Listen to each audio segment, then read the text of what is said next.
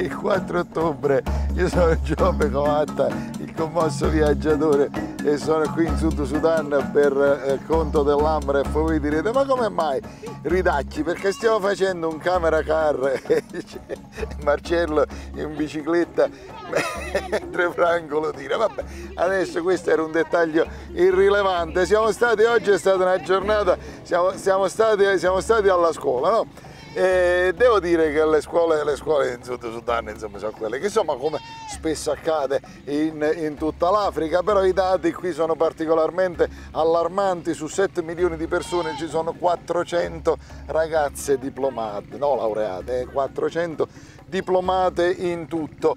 Devo dire che se ti affacci dentro una qualsiasi classe scolastica di questo paese, vedi che non hanno le penne, non hanno le matite, non hanno i libri.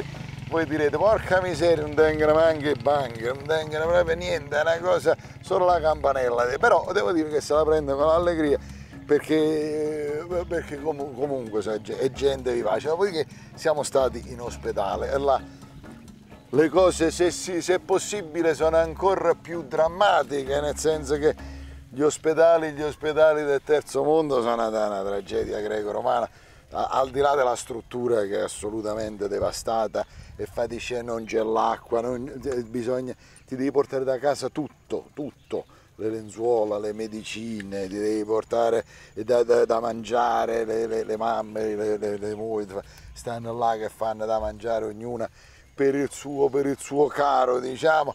Ma quello è il meno, perché ti dovresti portare appresso anche un medico, perché in questo paese ci sono 39 medici in tutto, su 7 milioni di abitanti, 39 medici in tutto, però 20 lavorano nel privato e quindi devo dire ce ne sono 19 in tutto il Sudan.